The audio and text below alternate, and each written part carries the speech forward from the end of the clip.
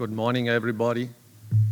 I think it's good that we start now and don't wait 7 minutes.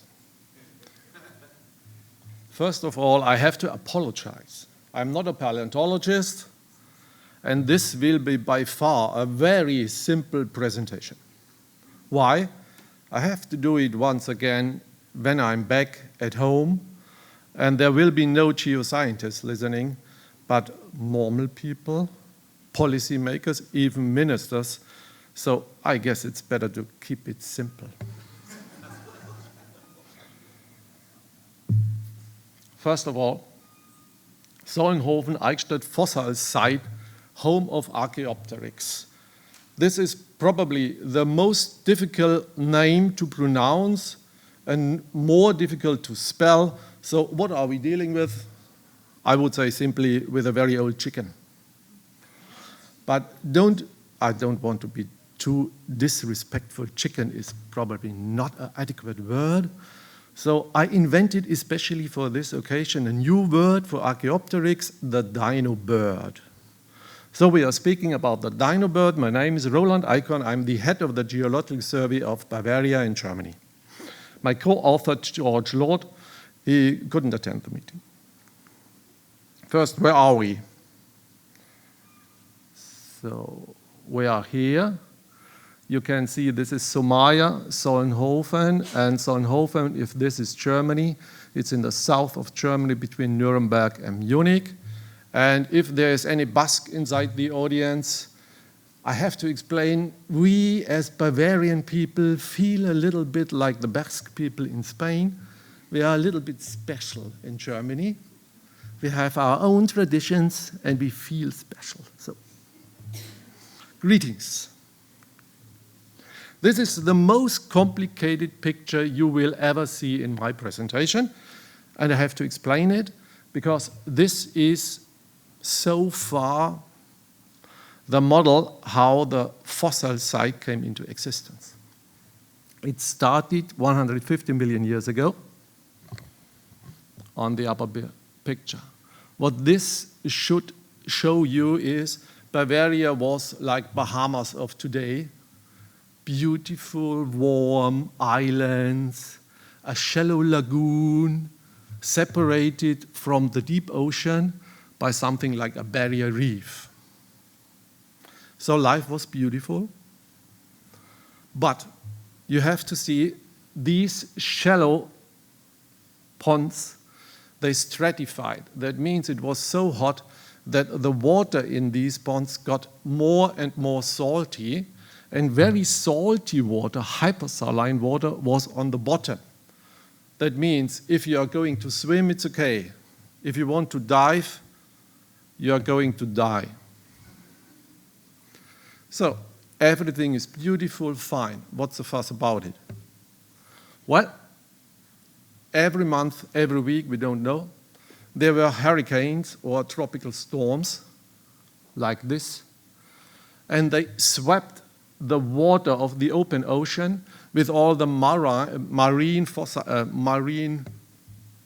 living organisms in it over the barrier into the ponds. The ponds started to get mixed up. That means the toxic water on the ground was everywhere. Everything in these ponds died immediately. We have some kind of mass extinction, let's say every month, every 100 years, we don't know one. With the water, there came calcareous muds. They swept as well into these ponds. So what happened? All the fish died, sank to the ground, have been covered by calcareous muds and preserved. So that's it.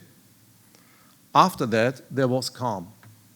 Calm means, in geological expression, no sedimentation at all.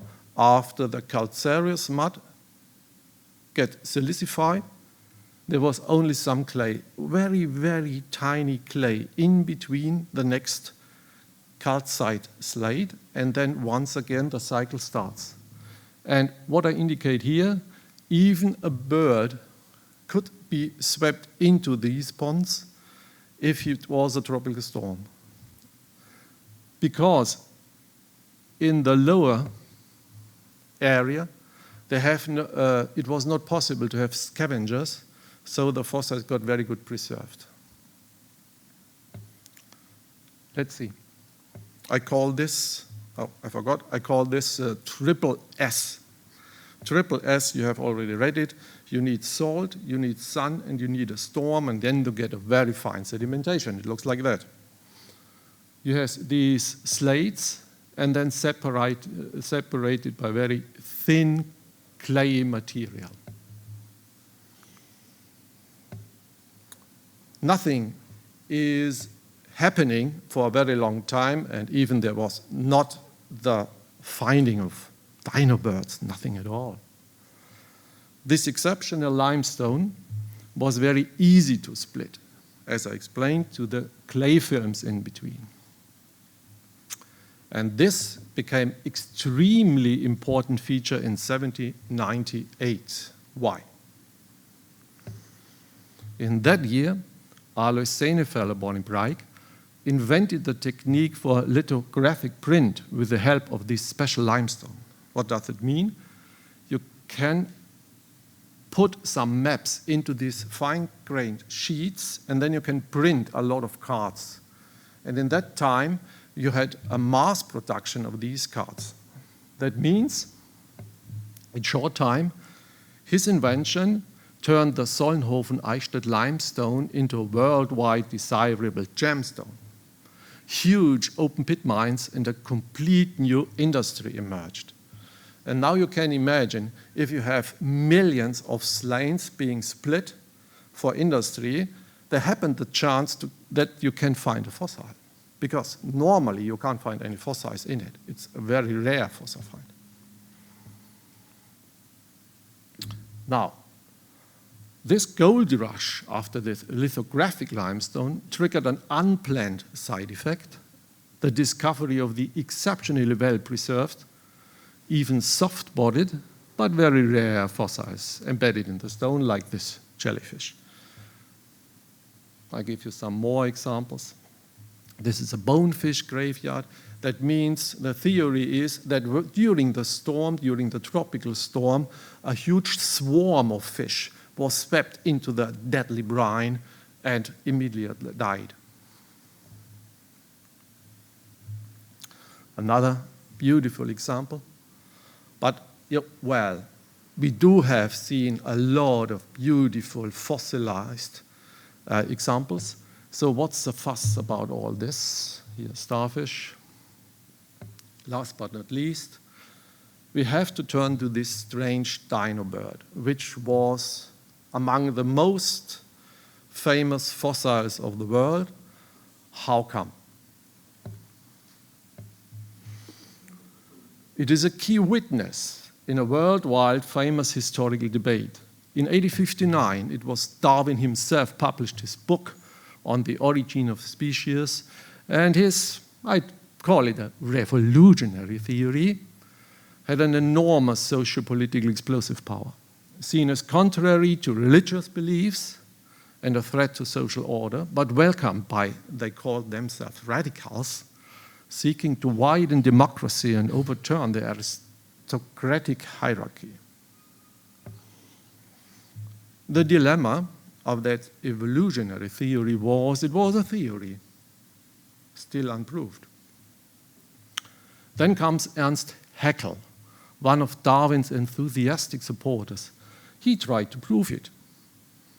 He defined 24 human predecessors, but, sorry for that, the 23rd, the ape man, was still waiting to be discovered in fossil beds.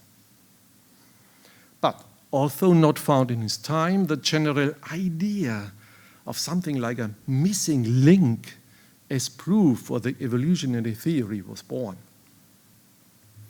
So that means in 1860, in Darwin's times, evolutionists were in dire need of a proof of their theory. In other words, we have to find a missing link in fossils as soon as possible. And if not an ape man, then at least a dino bird will do the trick, at least from their point of view.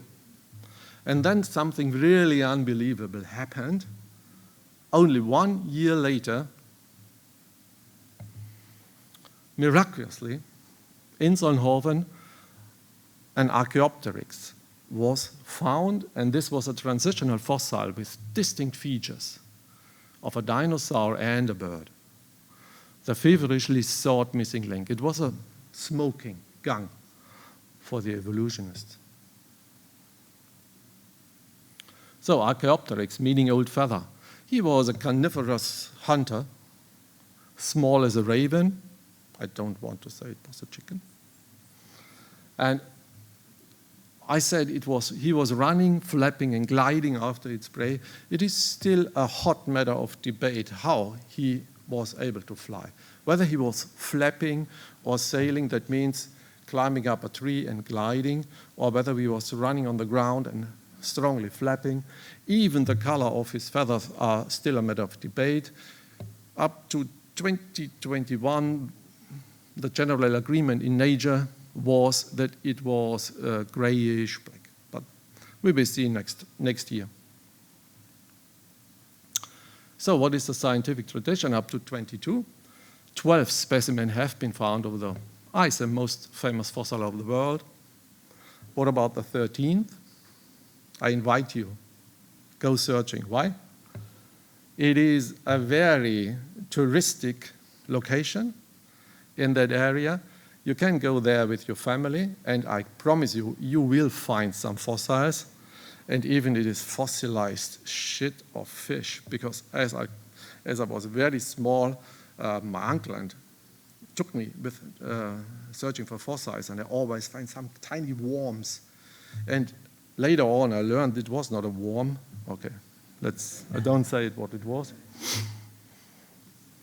So, the main argument, the Solnhofen-Eichstätt limestone prefers rare imprints of 150-million-year-old soft-bodied marine animals, and the unique missing link, Archaeopteryx, they are preserved in such details that they are among the most famous and beautiful fossils of the world. And go visiting it. It is a unique landscape, but it's my place of birth. Thank you very much. Meja Eschke.